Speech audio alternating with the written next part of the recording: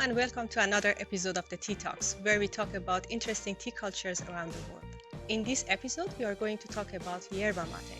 And for those of you who doesn't know what Yerba Mate is, it's a naturally caffeinated drink which is hugely popular in the South American countries as well as some countries in the Middle East.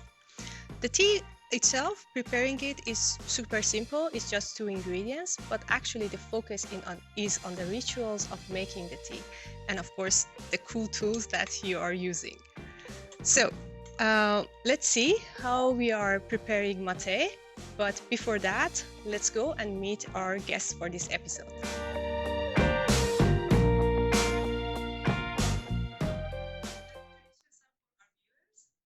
Hi, I'm Mink. I'm a student here at TU Delft, and specifically the aerospace faculty, writing my master's thesis and otherwise just dancing a lot and drinking a lot of Argentine tea. I was actually introduced to it via friends of my brothers who were Argentine themselves. And when he came back from visiting them once from Argentina, he came back with, I didn't bring that gourd with me today, but with a gourd, with the herbs, and at that point I got hooked. Cool. So can you tell us about the history of mate and how people consume it? So it's originally started as a drink from the Guarani tribe in the Paraguay region and also North Argentine. So it's very much linked to their tribal traditions, and the legend goes that I think it was a goddess got attacked by a jaguar, and then one of the members of this tribe killed the jaguar that was attacking the goddess, and as a gift of thanks, she gave him yerba mate, a new plant, which, aside from giving energy, also slightly decreased hunger. That meant that it became a very important drink for them, and they originally drank it in gourds, like this one more than the other decorated ones, and cups, and they would filter it with their teeth, all the way up to when the Spanish came to the New World and started changing the ways of trying to assimilate them to the Christian tradition, because obviously, as it was a ritualistic drink, it was the work of the devil, so they very much wanted to get rid of it. Jesuits came along and realized that this was a major source of contention with the local tribes, and that they would probably be able to make good money off this drink. So instead, mate became the green gold of America. Which countries are famous for mate? So obviously Argentina, because, well, that's how I started off this talk. But also Brazil, Paraguay, Uruguay. The Druze community in Syria is known to drink mate, much to the surprise of Argentines. But the main countries are then South America, where it's grown, and this Druze community, which also has to do with the immigration and repatriation of the Syrian immigrants from there. Cool, very interesting. So tell me, what do you have on the table? It looks really interesting. So maybe you can explain a little bit what we have over there. Right. So on one hand, in the middle, there's 4 different kinds of yerba, which kind of hopefully show a bit of the differences between yerba mate. And I call this yerba because there's a whole taxonomy to all of the different components. When you go and drink mate, what you do is you go matear, and that is actually referring to the cup, which is the mate. They're hollowed out gourds, or glass, or tin, or metal. Then there's the yerba, which in Spanish translates directly to herb, and they come in typically packs of half a kilo. There's also packs of 1 kilo. There is also the bombilla, which is the straw one drinks through, because these days we don't filter through our teeth. The straw has a built-in filter. I think you know. And then on this side is bolso matero. I think if I'm getting the genders correct. My Spanish is a bit rusty. It's basically a bag that allows me to carry my mate around wherever I go, which I do a lot. I am very well known for that. And this is a travel thing, which is just filled with mate as well, um, so that if I ever need a refill while I'm on the go, I can simply refill my gourd. And then this last thing is just a very essential item for making sure your mambisha doesn't get extremely clogged with all sorts of buildup over time, because it's a straw cleaner. So I'm gonna make 4 different mates. What are the differences between these samples? So traditionally, the way mate is made, cut from the tree, roasted, shredded, and then put in a bag. So one of them, this one, the Mercedes Barbacoa, is heavily roasted for a bit of barbecue flavor added. One of the differences is that they don't separate the twigs from the branches. So you get the leaves with the twigs, all of that is shredded together. That is something that you see in this one with like small twigs, and here as well a bit, but you don't see it in this one or this one. And then also something that happens, sometimes they add stuff. So like this one is Yerba Mate green naranja, and that is because it has a bit of an orange flavor, and they added some orange leaves, I think. So let's get to preparing the mate. And what do we need to prepare the mate? So to start off, you need a gourd, bambisha, the herb, hot water around 80 degrees, because any more you'll burn the yerba, and that'll actually badly affect the flavor. And a bit of cold water, which is so that when you first add hot water, you don't burn the yerba and you don't badly affect the flavor. It's a kind of like preparation type thing. Doing it in a glass cup because, well, and you also see a bit. But typically, one adds about 2/3 of the container in yerba. Cover the end. Shake it like this. And the reason for this is to reorient how the herb is, the sizes of them, but also to get rid of all the fine grained dust that's in the yerba, because that'll just clog up the straw and make it very distasteful. So I'm gonna have to add some cold water now.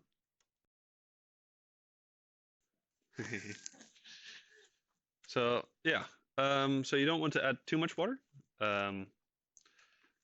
but you have to let the water get absorbed into the mate. And the reason for that is simply yeah, it absorbs the mate, it absorbs the cold water, which helps prepare it for when you add the warm water. So currently I'm using the Rosamonte despelada. Rosamonte is one of the big names in the mate tradition. The nice thing about these is they've built up a certain flavor reputation. Some are more suited for beginners, some are very intense tastes, but some are just for everyone. For the people who want to use the actual mate for the first time, I heard that they should cure it first. Yeah, the first time you use a gourd, because and this is only for the actual gourds, so not for glass containers or ceramic or metal containers. The gourd needs to be cured, and this is something that you do to make sure that it doesn't badly affect the flavor of the mate as you drink it. And the way you do this is you fill it up completely, so not the 2/3, but fully with yerba mate. You add water, and you let it stand for 8-10 hours a day. You just let the mate work its way into the gourd. When you've done that, you can just drink your mate. So what was the second flavor that you used? So I just used La Merced Barbacoa. If I recall correctly, they don't do plantation, but they have a mountainside where the trees grow wild. So you will say out of these 4 different types of yerba, which one is your favorite? This one? I've never tried either of these two, so I don't know. But between these two, I would definitely recommend Rosamonte more as a beginner, especially Despelada, because I think it's even marketed as a more of a beginner mate. Cool. So how long after you add the cold water, how long do you rest the tea before you add the hot water? The recommendation is typically 1 to 2 minutes, maybe 3. And I've even read online somewhere that the person was recommending 10 minutes. All right. Do you know where people can order yerba mate in Netherlands? Is there any place or supermarket that they can order? Yeah, so there's a bunch of supermarkets that supply this, which took me by surprise, but they really shouldn't have. And those would be the Polish supermarkets, Turkish supermarkets, and there's also a couple of web shops, Yerba Mate T.nl and yerbamate.nl are two that I know of. There's in tea specialty stores, you can typically start finding it these days as well. So like I know Simon Levelt has it. There's Klaverblad in Leiden, which apparently has good mate as opposed to bad mate. The web shops that I mentioned, those then you're buying directly the brands from that as they're known in South America. Okay, cool. Tell us a little bit about the rituals around drinking mate. Is there any festivals or anything interesting regarding like tea drinking etiquettes? For in the tribes originally, you would have one person in charge, making the host. He would make the mate, and he would give the he would offer the mate to the people in successive order of importance. This has disappeared a bit. Now it just goes clockwise. If you receive the mate, you can say thanks, which is typically polite because you're just receiving something. But if you're giving the mate back to the host, to the person who's in charge of the water supply, you do not say thanks unless you are done drinking mate, in which case he or she will promptly ignore you in every subsequent round. Another thing is it's a social drink, so you don't take too long. It's considered rude if you just keep hold of it. So there's a bunch other ones, like for example, you do not touch the straw once it's gone in. If you move the straw, you're actually loosening the mate, and because of that, you have a chance of clogging the straw or getting some of the leaves past the filter in the straw, in which case it makes it for the next person a bit more unpleasant. And then this reflects badly on the person, on the cebador. The first sip always goes to the cebador. That's also something. And that's mainly because he needs to make sure it's good. So the amount of hot water is roughly the same as the amount of herb. It's not like a normal tea where where the amount of tea leaves to the amount of water that you pull is or brew is very different. So when the hot water goes in, straw goes in, the hot water doesn't go all the way to the top, but partly, so that there's a lot of dry leaves above it. And the reason for this is, again, for the cebador to be able to control the flavor more, because as the leaves at the bottom lose flavor, it adds more and more water, uses up more and more of the dry herbs to stabilize it, pretty much. Then,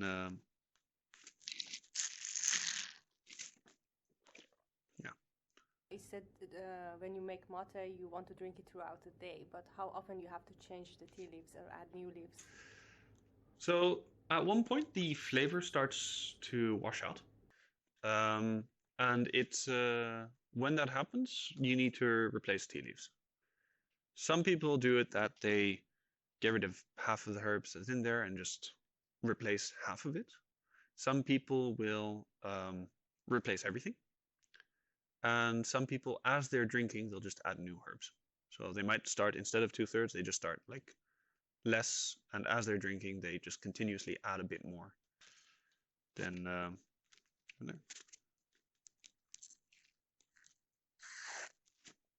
So this was one of the new tea leaves that you tried. yeah, this one. Oh, this one's nice. This one was one of the super biological ones, shall we say? And I have to say, it's got a very strong flavor. It tastes like it's gonna lose its flavor very quickly though. But yeah, it definitely has something. And then this one's the last one, which as you can see, all of the water has been absorbed, which is what we were waiting for.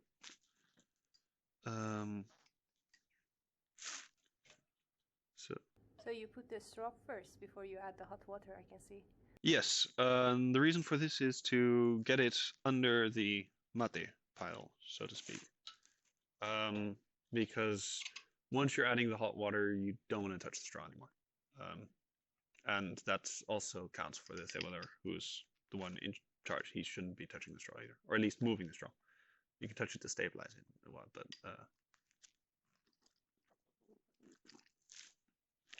I need to add enough hot water, but okay, that one's fun as well.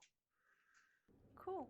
Thank you very much, Raoul, for all the interesting facts and the information that you gave us. So I think the plan is we are going to ask a few people to taste different varieties of mate now and see what is their reaction and if they like it. So let's prepare the samples and then ask people to taste it. Shall we? Yes.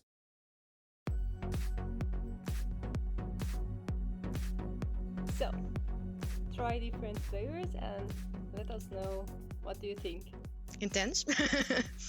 Bit bitter, I think.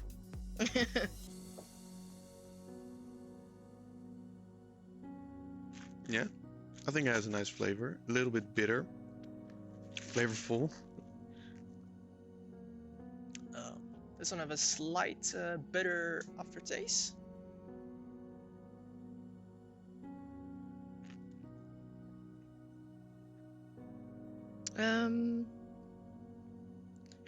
Bit like cucumber. But nice. I think I like this one better. Like,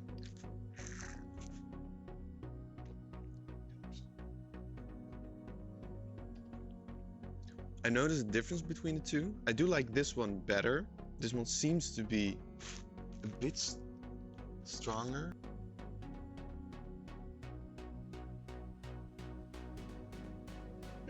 Interesting.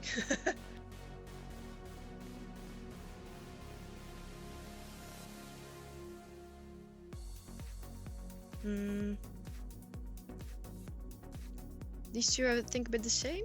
I'm not sure.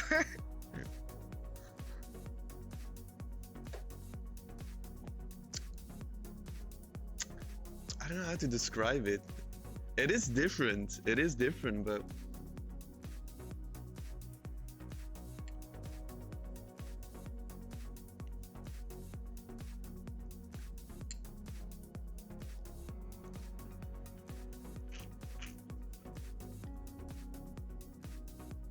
And this is a bit like green tea, but then a bit more flavors. yeah, so this one does have a bit more like some fruitiness in the background going on.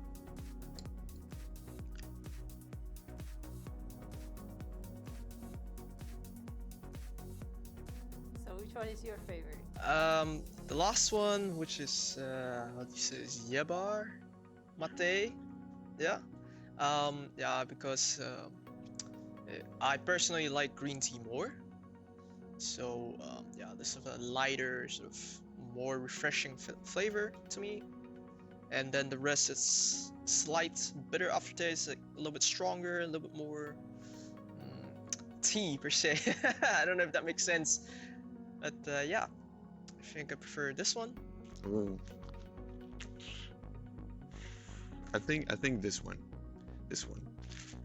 I think it was because I'm not that used to mate, because these two are quite intense, and this one is a bit less harsh for the tongue. So I think I like this one the best from all of them. Cool, thank you.